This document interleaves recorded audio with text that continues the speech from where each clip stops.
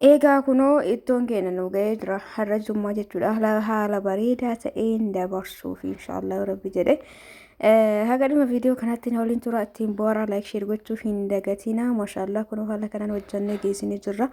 Egaa jalqabaa gadhumaatti waliin kan hojjannu ta'a jechuudha. Assalaamu alaikum warahmatullahi wabarakaatu. Akkam nagaa jirtanii hordoftoota kiyya jaalatamuu fi kabajamu. Akkam jirtan fayyaa keessanii alaamanni sa'aanamni keessan dalagaa fi maal fakkaata isin jecha. Eegaa na bira bareeda alhamdulillah. Isin biras bareeda katee abdiin qaba. Akkuma argitan kana kaa hojii hunda geessine Jum'aa keenna haala bareedaa ta'een dabarsinee jirra. Maashaallah tabaarakallaa jedha. Namoonni maaf addinaan jettan immootu sammuna kana jechuudha. Biizii turee akkasumas armeentii yana bira dhufte isii wajjin yeroo dabarsaa ture jechuudha. Hordoftoota kiyya akkubatan abdiin qaba. Har'allee Jum'aa isii wajjin haala dansaa ta'een dabarsuudha deema. Mee walumaan gara viidiyootti deemna jechuudha. Isin immoo laayikii godhaa kunoo jalqabbiin kiyya jalqaba ganama ijoollee ganama barumsaa geggeessee hojiin tokko tokko ni jira ture baay'ee dadhabee jira. Akkuma argitan kana fiziz jedhee jira jechuudha. Innaa hordoftoota kiyyaa amma immoo hojii Jum'aa eegalla jechuudha. Amma manaa gadi baanee akkana turree manaa gadi baanaa na waliin koottaa. Jalqaba irratti asitti meeshaa dhiqannee jirra. Ka ganama ciree itti nyaanne itti dalagnee ka buna itti dhugnee minaamin asitti ofirraa gadi dhidhiqee gibbiillee aga tokko xaragee warra daamaa jirtanii beektanii bishaan takka akka gadi buune gibbiin ala akka baane akka jedhaa jiran garuu hunda garuu irratti fakkaata. Barreessaa warri biyya keessa jirtan baay'ee rakkisaadha. Bishaan gibbii keessa mootu lafti yoo ta'e raazoo ta'e bishaan hin qabatu jechuudha. Dhiqqishu mallee gajjii gara labbaya. Kanaaf qixaatii birrii baay'ee namarra baasan 5,000 akka bishaan jigeetiin jechuudha. Hundumaafuu of eeggannoo suutan akka bishaan hin jinne godhaa meeshaa gadi qeemmoo beessi irra dhiqe kanallee irraa qulqulleessee saniin booda gara viloogii keenya Jummaatti isin dabarsina jechuudha. Haala kanaan kan inni illee qulqulleessine meeshaa lullaanee amma hojiitti aanutti dabarra. Egaa warri gammaa na waliin turtan laayik gochuun hin dagatina booda ni dagattan waan ta'eef jechuudha. Warroonni gara keessaatiin gaafii tokko tokko na gaafattanillee haga dhuma viidiyoo kanaatti yoo turtan achumaan waan tokko tokko isiniin jaa jechuudha. Kanaafuu haga dhumaa na waliin turuu hin dagatina. Bishaan kanallee eegasii qaba waan tokko tokko kun feermuuzii kurree feermuuzii tirraa nama irraa ba'ee gara afaaniitirra. Akkuma argitan kana waan jajjaboo keessaa fuudhee akka yoo nutti rakkanne eegas booda bishaan sun gara jalaa eega darbeen booda isallee irraa gadi lollaa jechuudha hordoftoota kiyya. Kanaafuu hundi keessanuu viidiyoo kii laayik sheer gochuu hin dagatina. Inumaayyuu immoo yuutuub irra sammuna waan babbadeef viidiyoo nama baay'ee bira hin gayu. Osoo viidiyoon hojjetin torbaan tokko guyyaa 4-5 turan yuutuubni namaa gadi deema jechuudha. Kanaafuu hundi keessanuu laayikii gochuu hin dagatina. Namni laaltanii namni isinitti tola jechuudha. Namni isinitti hin tolle rakkoo hin qabu. Haala kanaan egaa isallee qulqulleessinee geessinee kara kutaa itti aanutti dabarraa jechuudha. Akkuma argaa jirtan kana bishaan qulqulluudhaan kunuunni mul'ata jedheeti yaada. Egaa kana geessinee booda kutaa hojii itti aanutti kan darbinu ta'a jechuudha. Akkasumallee namoonni waan gaafatan meeshaan akkamii naan jedhaa jirtan gatiin meeshaalee baay'ee dabalaa jira. Keessattuu waan akka firiijii waan akka majaliisaa dhugaa dubbachuu baay'ee dabalaa jira gatiin isaa jechuudha. Biyya keenya keessa gista akka meeshaa yoo dabalan dhaabatu ittuma fufaa jechuudha. Tanaan durallee gizee nagayaa wallahi laazim wanti akka badaa dabale amma fakkeenyaaf amma eelee daabboo tokko sanuu eeleen tokkoffaan dhabamee jira jechuudha. Gosa meeshaa ijoolleetti na bira jira ture. Sababa eelee sanii viidiyoo nama hedduu na bira ture jechuudha. 13,500 ture eeleen. Wallahi amma qarshii 20 jedhan eelee sanitti tokkoffaan dhabamee jira jechuudha. Namoonni meeshaa na bira qabdan obsaan eeggadhaa inshaallah meeshaan nama lama bahee viidiyoon godhamee malee natu dhiqoo biizii ta'e. Kanaaf meeshaan daddabalaatuma jira bitadhaa warri bitachuu barbaadan isinidha. Dhuma dabala jechuudha hir'itoonni takka hin jiru rabbi keeriyaa godhu. Akkasii kanaafuu ni dalagaa jira wanta hojii dhiisee hin jiru viidiyoo garuu godhuun natti hin tolle malee jechuudha. Asitti shunkurtii keenya qopheeffannee bishaan itti qopheeffannee eegas booda kun asitti kasala keenyallee kasalarra hojjetuudha deemaadha. Ani tokko gizee baay'ee ibidda irratti hojjedha. Har'a moodistii dhiqqootti hojjechuu barbaade kasala maandajaa guddaa kanarra qabsiisee dhiqqoo irratti illee qabsiisee asitti immoo shunkurta ruuzaa kaarotii ruuzaa qopheesse shunkurtii reefisan immoo eega quunciseen booda daqiiqaan akka gabaabbatuuf jecha gizee daakusinitti agarsiisne daakee jira. Dhiqqoo madalagoo jedha jechuudha. Distii dhiqqootti kanaaf kasala irratti qabsiisee maandajaan guyyaa akka ilaalan xiqqoo fakkaata garuu baay'ee guddaadha. Kunuunsa xiqqoo sun biratti kana fakkaatti. Eegasiin booda immoo foon kun akkana jira foon kiiloo 2 haala kanaan ammaan tana ciccirree qopheessinee walitti deebinaa jechuudha. Gubbaa kana isinitti agarsiisuuf daqiiqaan ni dheerata. Amma viidiyoo kana yoo guutuu isaa waraabee takka takkaan waan hundaa isinitti agarsiise hin laaltanii jechuudha. Hordoftoota kiyya viloogii garaagaraa gizee hojjetamu akkanatti waraabamee gizee geeffamu ganaa mootuu dhumarra haga viidiyoo kana hojjettee geessituuf sa'aatii hedduu fudhataa deebitee mootu dhumarratti editii gootu. Bakka kanatti immoo kaameraan na jalaa gadi yoon laayitiin isaa hir'atee ani ilaalle waraabaatu jirani dukkanaa yaa ta'uti. Shunkurtii haala kanaan irra kaa'ee shunkurtiin keenya bilchaataa jira. Ibiddi cinaan qabsiise kan immoo ruuzii irratti hojjetu jedha. Lamaanuu ibidda irratti hojjechuu jedha jechuudha hordoftoota kiyya. Egaa haala kanaanii kanaafuu viidiyoo viloogii gizee hojjetan baay'ee takka ulfaataa. Sanuu guyyaa jechuun jummaa viidiyoo nu waraabee horii jettan gizee baay'ee amma jum'aa deemuuf inni jarjarte ganama kaatee qursii ganama kennitee buna onni jettee biyya keenya ni beektani. Yaa biyya keenyumaan beekan biyya namallee deemee hin beeku baratamaadha nyaatamee geeffamee booda buna danfisuuni buna gizee qabatanii ta'an immoo sa'aatii dheeraa nama fudhata. Yoo buna san geessitee meeshaa qursiitti dalagame hunda dhixxee mana sirreessitee geessu sa'aatiin hin deema jechuudha. Egaa viidiyoo raawwuuf deemtu immoo sa'aatii jummaa nama jalaatti dhufan ni muddamama. Kanaaf dhiqoo saniif jechuudha biizii waan ta'eef inshaallah yeroo takka isinii waraabee gadhiisa. Kun akkuma argitan kan shunkurtiin bilchaataa jira jechuudha hordoftoota kiyya. Akkasumas namoonni maadhiste viidiyoo akkanaa naan jettan biizii waan ta'eef ni beektanii hojiidhaan baay'ee biiziidha. Amma immoo kilaasii ho'iin eegalee ture barnoota jechuudha. Torbaan tokko torbee guutuu jechuudha. Sa'aatii muraasaa fi mana barumsaa deema. Sanuma saniif bakka biizii ta'ee achi barnoonni ni jira. Viidiyoon meeshaa bituu ni jira. Meeshaa sanii ordarii namarraa fudhatu jira. Bakka baay'ee takka biiziidha wallahi laazim ufii takka baay'ee biizii fuudhe inshallah rabbi fayyaana haa kennu haga jiru haga fayyaa qabu ani sirriitti jaaladha hojjetu waan tokko hojjechuu hiyyarratti hedduu takka itti gammada hedduulee keessi yaa boqonnaa qabaata. Of biizii godhuun kiyyoomaa miti namoonni akkasumaan jettan akkanaa hubattaniif isiniin jira inshallah. Haala kanaa ruuzii kennallee shunkurtiif kaarotii eegas booda zayitiitti godhee amma mootu irji xiqqootti godha. Saniin booda ruuziitti goona jechuudha distii isaan sanarratti. Kun haala kanaan eegas booda maan turuu xiqqoo eegna kana ta'een booda bishaan keenya itti godhannaa distiin xiqqoodhaa taatu garmalee baay'isne gaarii miti. Nyaanni baay'ee nama nyaatamu dhugaa dubbachuuf torbee kana immoo yaa'uuzu bilaa baay'ee takka addaa tokkotu jira. Eegasii shunkurtiin keenya bilchaatiin booda barbaree haga naaga'u takka itti godha. Saniin booda sirri sukkuumnaa haga sirri bilchaatutti barbaree baranaa hedduu nama gubdi dhugaa dubbachuuf maaliif akka ta'e hin beeku waqtiillee qabdi. Akkasumas hin beeku barbareen baranaa gara kiyyaa ana qofa ta'ee nama birallee ta'ee hin beeku warra argitan naa barreessa. Harkumaanuu mana keenyatti qopheeffannu barbareen tun hedduu nama gubdi jechuudha. Nama mudate gisee tokko barbareen wanni isaa garaagarummaa qaba jechuudha. Sanyiin isaa jedhamu maal jedhansa. Kanaafuu sirriitti sukkuumaa jechuudha gadhumaa suuta bira taa'ee kan ammoo bishaan itti kallasa yookaan bishaan itti godhaa ganaa ga'uutu akka haga ruuzii kiyyaa gahu. Egaa sugoon keenya haala kanaan bilchaataa ture bilbila jiddummaa yoo meeqa waraabaa jira jedhee ilaalu ala dukkanaa tokko. Egaa si'a malaayitii isaa itti dabalee jechuudha hordoftoota kiyya. Akkuma argitan kana sugoon keenya bilchaataa jira ibiddiillee jaluma jira asitti immoo bishaan danfinee karuuza. Eegasii ammas kunoo eega daqiiqaan baay'ee takka bilcheessiin booda viidiyoo banee kunoo haala kanaan bilchaatee jira ammaan tana lafee keenya itti goona jechuudha hordoftoota kiyya. Lafee foon adda addaatti qopheessee jira kunoo maashaallah sugoon keenya yookaan qulleettiin keenya haala bareedaa ta'een erga bilchaateen booda ifama. Bashurreen akka itti gadi immoo barbaadatu. እና ዲፋም ሲንጃ ሰገሌ በሹሬቱ ነብረ ጅራ ሰገሌ አመረትዳ ጅራ ዱረ ቢዚ ቱሬ ኩኑ አኩማ አርጊታን ካና ኢቢድሌ ጃለ ጅራ ወንተ ኤፍቱኔ ወሊን ገሃኔ ጢቀዳና አማንተነሞ ገረነ ዴቢኔ ፎን አዳን ባስኔ ኩኑ ሀላ ከናን ለፌሌ ፎንሌ ሀገናገው ተካ ገርገር ጎዴ ጅራ ከናፉ አማንተና ኢራዲ ቁዳን ዱርሳ ለፌ ኢtti godha jechuudha.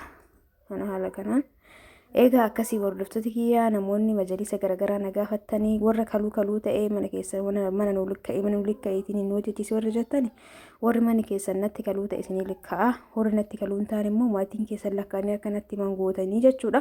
Namoonni firaasha nagaafattan firaashiin na bira jiru bareedni firaasha boondidii yookaan firaashii majalisa irraa muramuudha jechuudha. Tariitii kamni ispoonjillee barbaadan ni jira jechuudha. Umriin isaatii fi gatiin isaallee gargara. Yoo horoma barbaadan yoo jajjabina barbaadan kan majalisa sana hojjechiifachuu dandeettani.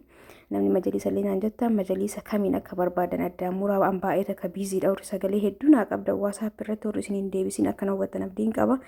Waan barbaadan gabaabsaatuma majalisoo ta'e abbaa kaaree meeqa barbaada? Kaaree jechuun meetira meeqa? Boondiin isaa ol fageenyi isaa abbaa tiiknasii meeqa barbaada? Kana jechuun ol fageenyi lafarraa ka 20 barbaadamoo ka'umsi isaa 20 ka 30 barbaadamoo ka 40ti. Kana yoo jedhu ol fageenyi isaa jechuudha. Sanni gaddaan baafataniin booda heeloosiin bu'ettanii salaamtaa jettan booda kaaree hagana majalisa barbaada ol fageenyi isaa yookaan abbaa 30 yookaan abbaa 40 yookaan abbaa 20 jettanii addaan baastanii naa himtanii jechuudha. Gatiin isaa immoo gatiin dhaabbataa miti. Amma gatii haadha hojjechiiseen torban haadha hojjechiisuu hin danda'u. Gatii amata kan hojjechiiseen bara dhufutti hin hojjechiisu jechuudha. Fakkeenyaaf isiniin jedhaa jira. Namni baay'een viidiyoo bara hin gaddaan gadhiiserra gisee meeshaa jalqaba bitu gadhiiserra natti erganiiti maa asirratti akkana hin jenne jedhan. Kana yoo ilaalan meeshaa gisee gatii hojii gadhiisan gaarii miti jechuudha. Namni akkanatti hin hubanne ka waggaa sanaa ka ji'a 5 ka ji'a 4 achirraa dhageeffatee amma si gaafata. Yoo ati amma gatiin akkanaa bitetteen maa achirratti akkas jettee siin jaa jechuudha. Haa ta'u hundumaafuu timaatimatti godhee jira dhiifama osoo waan kana haasa'u gara waan biraa kutee asumaanillee warri nalaaltanii warri niyyaa keessaa meeshaa bitatuu barbaadan warri waa'eesuu barbaadan akka waa hubattanii fi jechuudha. Suuquun keenya maashaallah halluun isaatu hedduu namatti tola. Baay'ee takka jechuudha maashaallah tabaarakallaa. Haala kanaan goonee raawwannee jira. Ammaan tana foon itti godha jechuudha yookaan lafee itti godha. Akka tokko fuulduraa duubaan itti godha. Kanaafuu amma dursee lafee itti godha. Akkuma argaa jirtan kanatti maashaallah isiniin jaa harmeetii wajjin hadhaan tana akka bareedatti dabarsinee inshaallah rabbi umurii isin haa dheeressu inshaallah. Hawwata keenya abboota keenya maatii keenya hunda nama nu jaalannu wajji nama nu jaalatu wajji rabbi umurii nu haa dheeressu du'aayi akka hootiyaatti gisee mara jechuudha. Akkana isin jaa warrabsatii kanaafuu hundi keenya bakkuma jirrutti maatii keenya umrii isaanii keessa barakaa nu haa kaa'u nullee umrii nu haa dheeressu nama nu jaalatullee rabbiin nu wajji nama nuti jaalannus nama nu jaalatus umrii isaanii nuuf haa kaa'u isin jaa inshaallah. Sanii booda kun haala kanaan goonee sagalee irraa balleesse malee san wajjin shaashambaa jedhaa turre. Viidiyoo keessa galcha jedhee wallaahi bismillah bakka yoo kan hojjannee geessinee sa'aatiin jummaan booda mootu manatti buna danfisu jira bakka natti tottolle jechuudha. Si hojii viidiyoo gochuun inshaallah kan tokko wal isin barsiisa akka bareedatti bal'inaan jechuudha. Muddamaan osoo hin ta'in tanaan durallee garuu wal isin barsiisee jira. Namoonni hin argine yoo jiraattan hin beeku. Asitti immoo daabboo wayiin hojjechuudha deema. Daabboo tiiktook irratti argitan jedhee yaada. Daabboon sun vaariyaalii bahee jira tiiktook irratti. Normaalii lixinii bukeeffattanii saniin booda paatiraa keessan irratti gootanii eegasiin booda barbaree fi zayitii baxaxanii gubbarra keessan tariitii dhadhallee ta'uu danda'a. Barbaree saniin booda gubbarra naqxanii harkaan waliin geettanii wallaahi laazim akkamii akka namatti tolu gizee irraa baastan akkuma irraa baastaniin feestaaliin martan. Akka ajaa'ibaatti hundi keessanuu yaala isiniin jaa yoo irra deebi'u jedhunaan jettanii jalqaba irraa gisee bukeessurraa isinii wajjadha'u kan laaltan ta'e jechuudha. Viidiyoo kanarratti agartanii akkana gootanii paatiraa keessa galchitanii akkuma keessaa baastanii feestaaliin martanii maashaallah isiniin jaa fooliin isaa mi'aan isaa addaati. Egaa paatiraa keessa galcheen booda foon itti naqee jira dura lafee itti godhe ammaan tana haala suutaatiin laalaa bishaan buusaa laalaa iddoo keenya kan bilcheeffannu ta'a jechuudha. Asitti lixii kana immoo egaa kanatti waliin ga'een booda kun abusuuda adii itti firfissa akkuma argaa jirtan kana saniin booda abusuuda gurraacha itti firfissa hedduu jaaladhee jira. Tiiktook irratti argaa ture namni hedduun irraa dalagaa ture jechuudha. Kunu sila marqa afaan nama jedhu jira amma kana akkamitti akka jaaladhee foolii isaallee halluu isaallee bakka hedduu namatti tola. Kanaaf yaala namoonni barbaadan lixii kiiloo takka foyi anama paatira diqqishuutti hin godhe qursii bunaa jedhe baay'ee takka jaaladheera jechuudha. Waa tokko yaaluun hedduu na gammachiisa hedduullee barbaada. Akkan isin jaawar lipstikii haala kanaan egaa irra firfisiniin booda isa paatira keessa galchina. Asitti immoo ittoo keenya waan nu barbaachisu amma bilchaate waan ta'eef itti goona. Isin warra gammaana waliin turtan hundi keessanii obboleeyyan kiyyaa laayikii gochuuf hin dagatina. Laayikii gootanii anaa fi viidiyoon kee nama baay'ee bira akka ga'u naa taasisa. Isiniif immootu uumaa isinirraa hir'isu jechuudha. Kanaafuu laayikii godhaa. Ana qofaa miti nama hundaafuu laayikii godhaa amma rakkina qaba. Asitti ruuziin keenya bilchaatee jira. Isaa san xiqqoo laallee akka bishaan fixate. Anis namatti agarsiisu malee bishaan fixatee jira. Hacumaadhaan akkana godhee ilaalee sanii booda irraa buusaa. Egaa irraan buuseen booda maandajaa san gara manaatti ol galchee buna itti danfisna jechuudha. Guyyaa jummaa hojiin baay'ee takka nama jalaa hin dhumu. Ina ariifadhaan gisee mara jummaa sanuu viidiyoo waa godheeffaa bismillah baay'ee takka natti ulfaataa ho'ii hedduu hammaateera as dhiyeenna kana duruun agaruu as dhiyeenna kana keerimaa fi baay'ee takka ho'ii ulfaataadha.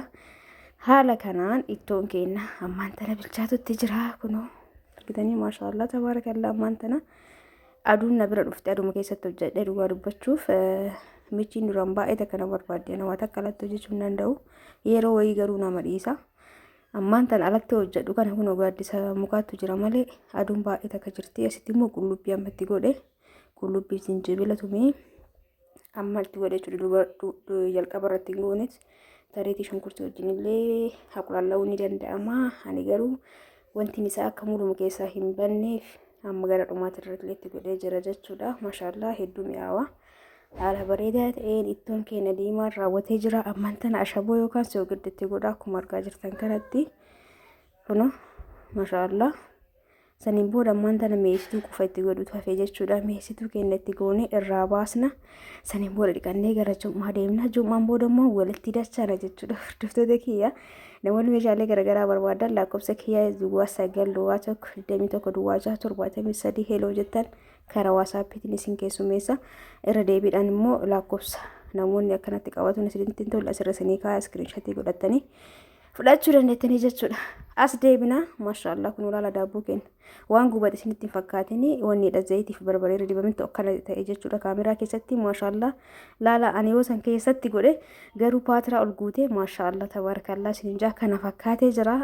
Bakka haala bareedaa ta'een bilchaatee akkanatti olaaltan daarii kuni haga tokko xiqqoo keessa bu'ee jira garuu hin gubanne zayitiif barbaree san fakkeesse asitti aduun anuma bira geette zaahiruma. Haala kanaan ittoo keenya geessanii irra mi'eessitutti goona jechuudha. Hordoftoota kiyyaa kun mi'eessituun kun maal fa'aa hojjettanii absuuda gurraacha qabaa, kororimaa qabaa, bakka ittoo diimaa wanni jedhamu kan ittoo diimaa walitti godhamu hunda isaatu ni qaba. Namoonni mootuu akkamitti mi'eessituu ittootti godhamu qopheessine jettan viidiyoo qabaatanii viidiyoo kan jedhu jala seenaa ol dabarsa laala qimamii daabboo, qimamii shaayii, qimamii ittoo hunda hojjedhee jira jechuudha. Inshaallah waa baay'ee hojjedhee gadhiiseera tanaan dura.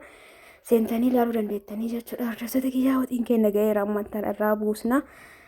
Killee affeelee ture isallee isinitti viidiyoon isinitti agarsiisne saniin booda killee san gunjisee salaaxaa muree walitti deebina. Ammallee turtiin keessan anuma wajjin haa ta'u. Egaa maashaallah tabaarakallaa haala kanaan kunoo salaaxallee jirree. Ittoo keenyallee baasnee hanqaaquu isin jalle akkuma argitan saanii keessatti itti dabalee jira. Haala kanaan bakka wanta mana qaqqabnu qopheessinee fafarrashnee tiniin dachaanee jirra. Hordoftoota kiyya kun amma kan nyaatuuf deemnu jum'aa booda jechuudha. Kunoo maashaallah buddeena xaafii diimallee kaadillee kunoo haala kanaan qopheeffanneeti jirra. Haa nyaannu haa dhugnu isin jaa daabboollee haga tokko xiqqoo irraa nyaannee jirra. Kunoo akkuma argaa jirtan kana kan jechuun irraa muree jechuudha. Kan reeftu tollisan irra asitti salaaxaa keenya qopheeffannee maashaallah asitti buna keenya fafarrashnee qopheessinee jirra.